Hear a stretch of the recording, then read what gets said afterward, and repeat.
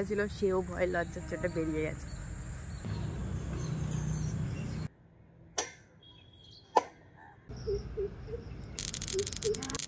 তো hello everyone, good morning. কেমন আছো তোমরা? আশা করি ভালো আছো। আর আজকে নতুন আবারও একটা ব্লগে জানাই সবাইকে ওয়েলকাম।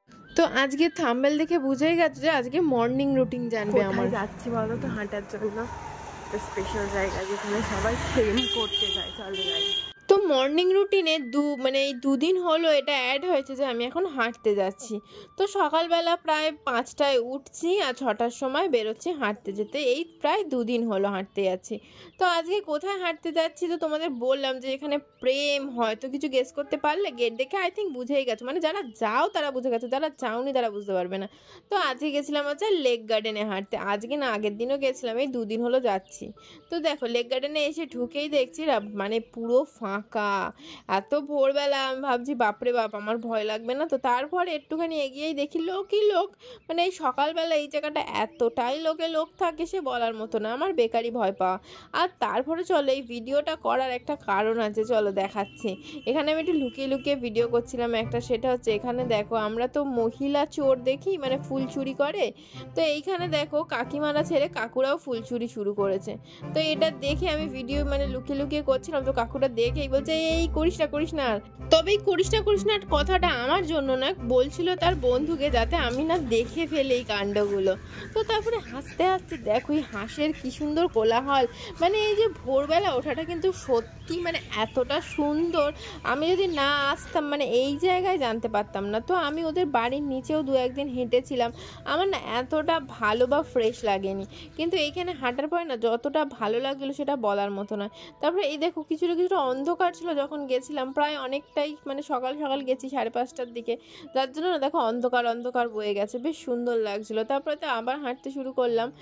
তো এত হাঁটাহাঁটি করছি কেন তার কারণটা বুঝতে পারছো? এই যে আমার পেটের চর্বি, আমি যে কি করে কমাবো বুঝতে পারছি না। তাই হাঁটা চলা যোগা কিছুই বাদ রাখছি না, জানি না কবে যে এই ভুঁড়িটা কমাতে পারবো।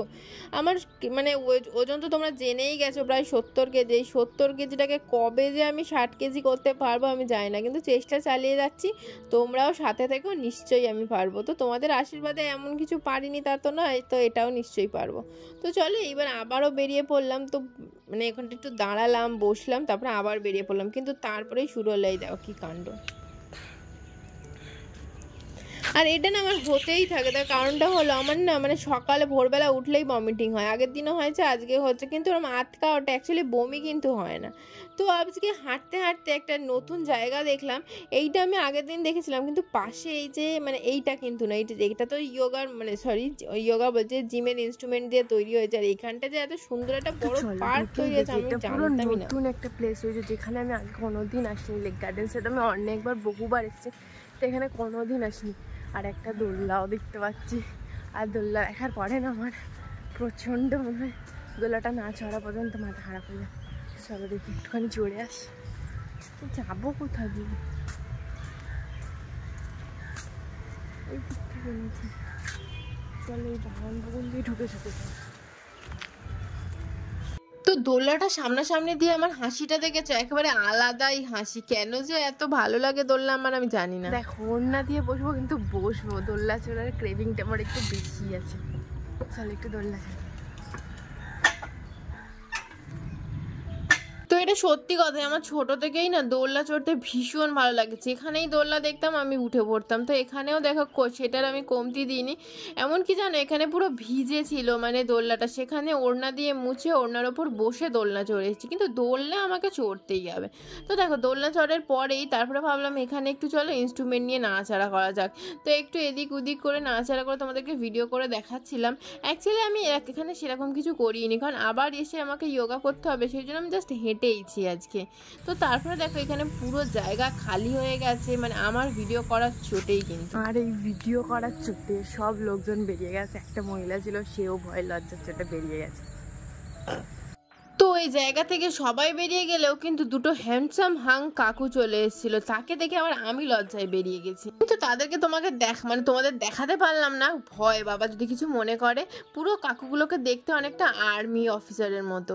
তো তারপরে দেখো বেরিয়ে চলে গেলাম হচ্ছে এই যে দেখো পুরো আঁশফল লাগছিলাম, তো আঁশফল খেতে যাচ্ছিলাম। কিন্তু একটা জিনিস করা যেতে পারে, এই ফুলটা কিন্তু মাথায় দেওয়া যেতে পারে। তো এই বুদ্ধি মাথায় আসতে না আসতেই চলে গেলাম ফুলগুলো পাড়তে। তো এটা কিন্তু ফুলের গাছ আদেও বলে মনে হয় না, আমি জানি না এটা ফুলের গাছ না ফলের গাছ, আমার কোনো আইডিয়া নেই, বাট ফুলগুলো বেশ ভালো লেগেছে। তো এইগুলো কানে গুঁজে রীতিমতো আমি বাড়ি পর্যন্তও চলে এসেছিলাম, আমার খেয়ালই ছিল না এই ফুল মাথায় আছে। ফুল আমার মাথায় থাকবে না, আমি তো আর ফুলন দেবী না।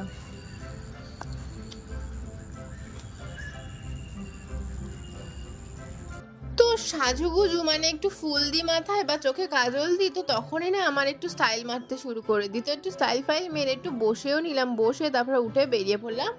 এইবারে যাব হচ্ছে বাড়ির দিকে, কারণ অনেক হাঁটা হয়ে গেছে। প্রায় হচ্ছে লেকের এ সাইড ও সাইড করে দুদিকেই আমি একটা করে রাউন্ড মেরে নিয়েছি। তো তারপরে এসে দেখছি এখানে দেখো, এখানে হচ্ছে আবার বোটিংও হচ্ছে। এটাকে বোটিং বলে না কি বলে আমার অতটা জানা নেই। তো তারপরে দেখো এখানে দাদুরা মিলে মিটিং করছে। তো এই দাদুদের মিটিংগুলো দেখতে কিন্তু ভীষণ ভালো লাগছিল আজকে। এখানে আজকে কিন্তু প্রেম করার মতো তেমন কেউ ছিল না, যে যারা প্রেম করছিল ছিল না একজনকে আমি দেখছিলাম, মানে তাদের ভিডিওটাও করার ইচ্ছা ছিল, কিন্তু বিনা পারমিশনে করলে যদি রাগ করে সেই ভয়ে আমি করতে পারিনি। আসার সময় দেখছিলাম একটা ছেলে একটা মেয়েকে চকলেটের ওপর চকলেট বের করে দিয়েই যাচ্ছে। আর মেয়েটা বলছে দেখি এত চকলেট আমার জন্য এনেছো, তো সেটা ভেবেছিলাম তোদের দেখাবো, তাও ভাবলাম না বাবা, বিনা পারমিশনে দেখানোটা উচিত হবে না। তো আবারও দেখো আমার চেহারার অবস্থা, দেখো ভীষণ বাজে অবস্থা।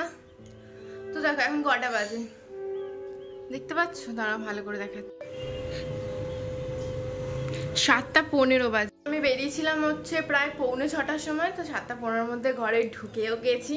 তো চলো এইবারে হচ্ছে রেডি করব শ্বশুর মশাইয়ের জন্য চা। তো চাটা রেডি করে তারপরে আবার যোগায় বসতে হবে আমাকে। তো চলো চাটা রেডি করে ফেলি ঝপঝপ। আচ্ছা, আমি শুধু এই ভুঁড়িটা কমানোর জন্য এত কিছু করছি, তো তোমাদের কি মনে হয় আমার দ্বারা হতে পারে? এই ভুঁড়িকে আমি কমাতে পারবো? দেখো তোমরা ভুঁড়িটা দেখলে বুঝতেই পারবে যে কতটা বেখাপ্পা লাগছে আমার শরীরের সাথে, কারণ আমার শরীরটা তো অতটা মোটা না, যার জন্য এই যে ভুঁড়িটা মানে খুবই খারাপ লাগছে। তো তারপরে দেখো শ্বশুরমশাইয়ের জন্য চা বসিয়ে দিয়েছে, আর উনি হচ্ছে কি চিনি ছাড়া চা খায়, তো তার জন্য শুধু চা পাতা দিয়ে জলটা ফুটিয়ে নেয়, একটা তেতো চা, যেটা তো আমি কোনোদিন অবশ্যই খাবো না, বাবারে আমার পক্ষে খাওয়া সম্ভব না। আর তারপরে দেখো এদিকে নিয়ে নিয়েছিলাম হচ্ছে মধু আর লেবু জল, যেটা আমি সকালে খাই, তো সেইটাও আমি বানিয়ে ফেলেছি। আর আজকে জানো তো হঠাৎই না এই লেবু জলটা খেতে খুব টেস্টি হয়েছিল, কোনো দিন কিন্তু এটা খেতে এত টেস্টি হয় না, হয়তো মধুটা বেশি পড়ার কারণে বেশ মিষ্টি মানে টক বেশ সুন্দর লাগছিল। তো চলো আমি খেতে তারপরে ভাবলাম চলো আগে শ্বশুরমশাইকে চাটা দিয়ে আসি, তারপরে আবার এটা খাবো। তো তার জন্য দেখো আমার শ্বশুরমশাই হচ্ছে চিনি ছাড়া চা খায়, আর হচ্ছে উনি বিস্কিট একদম খেতে চায় না, কিন্তু শুধু পেটে চা খাওয়া মানে খালি পেটে চা খাওয়াটা আমার মনে হয় ঠিক নয়, ওই জন্য আমি ওনাকে একটা বিস্কিটও দিয়ে দিলাম তার সাথে। খেলে খাবে না খেলে না খাবে, কিন্তু খাওয়াটা আমার তো মনে হয় খুবই। তো চলো ভিডিওটা ভালো লাগলে প্লিজ লাইক শেয়ার আর সাবস্ক্রাইবটা করে দিও। চলো আজকের মতো বাই।